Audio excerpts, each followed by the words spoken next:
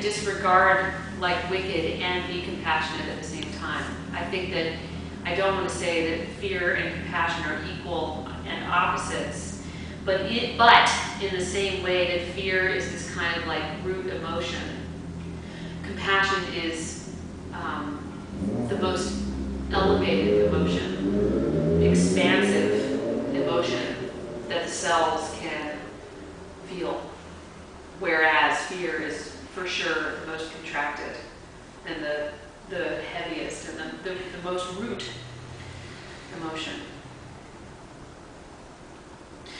So. I mean,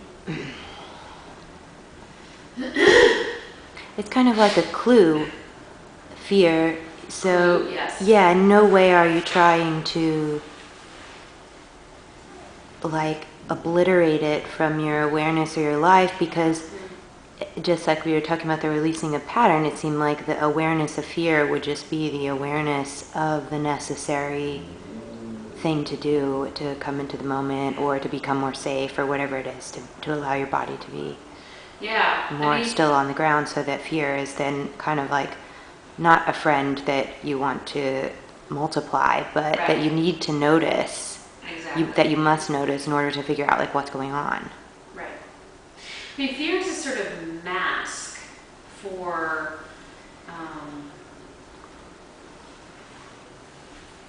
stagnation in a way. So, like for example, I think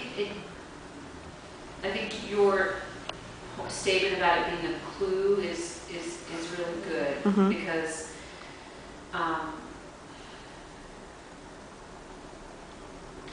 underlying resistance to anything is a fear of something.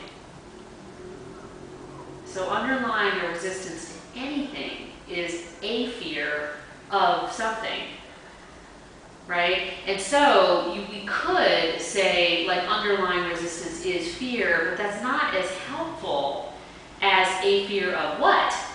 Mm-hmm. Right? And so I think in this practice, what we're trying to train ourselves to observe, and yoga asana is a great way to start, though the dialogue in that way is a little bit superficial and can be short-lived, I guess.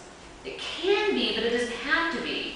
So for example, what's my fear of dropping back, like from standing into a back bend? Or what's my fear of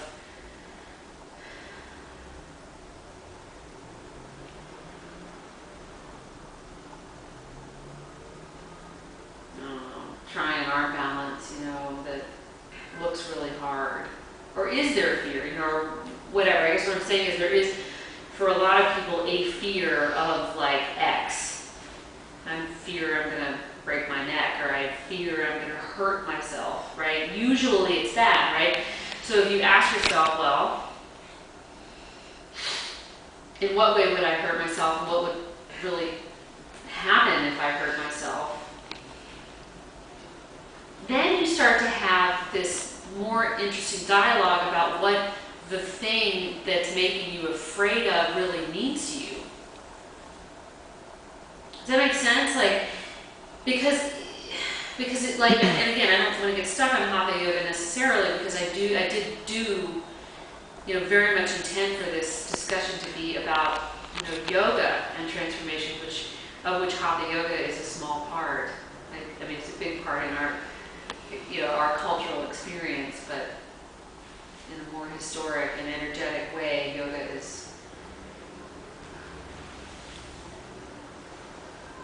makes its way through the postures.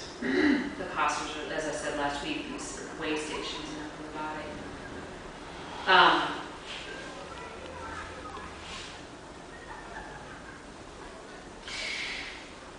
But it doesn't really matter, like what Talvin was saying in the first week, what kind of yoga you're practicing. It's just important, I think, to be faced in your Hatha Yoga practice, as an example, with a moment, like for example, those of us who were in pranayama last night, 1, 2, like that, oh my God, you know, I almost texted, I'm going to text actually Lori and probably ask John, like, is pranayama scary for everybody?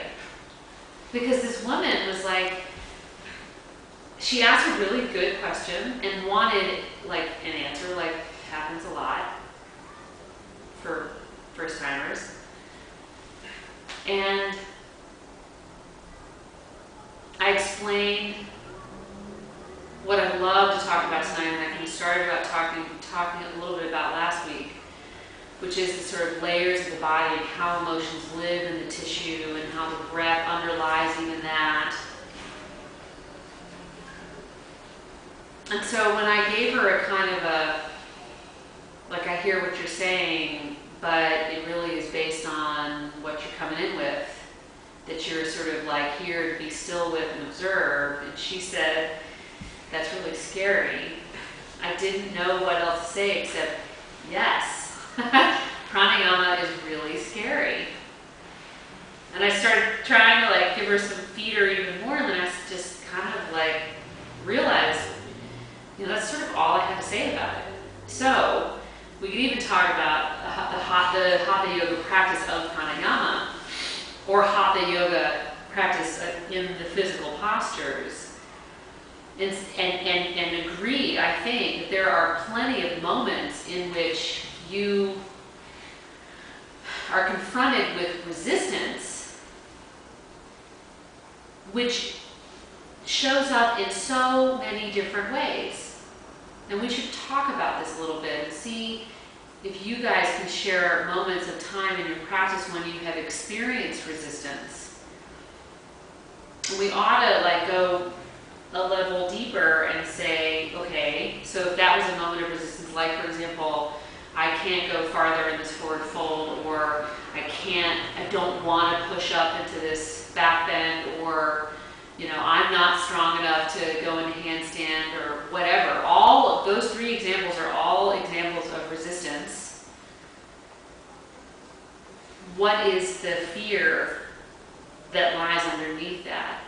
And more subtly, for those of you who practice pranayama on a regular basis for any period of time, what is the fear, what is the resistance that comes up there?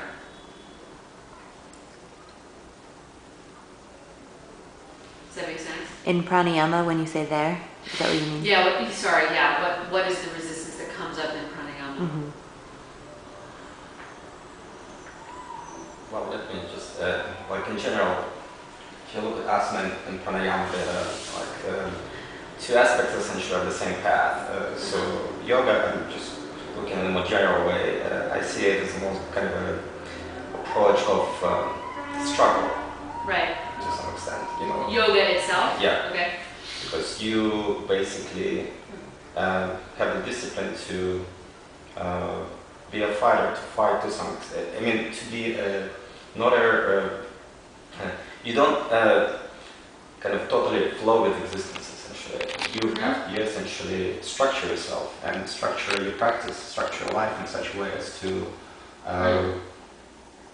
you know, do this poses and do the breath work, the breath work. So asana, yeah, you put your body in this wonderful positions that of course help your mind, help your health, but it's not like totally organic flowing experience, at least for most people. You maybe don't. It's the same with pranayama. You know, the breath work, the basic is to some extent a natural breath walk. You hold your breath for much longer. You explore the lungs, the parts of the lungs that usually don't work when you are not trained to breathe in this fashion. So that's essentially my take on this. That the 2 aspects of this kind of a very interesting and very good overall path, but it's a part of a fire of the struggle in some sense. It's a what of a struggle? Did you say it's a fighter? Is that what you Yeah, said? yeah, right. The fighter in the struggle? Is that what you feel Right. like? And maybe I'm taking a much more like extreme point, but Yeah, yeah. but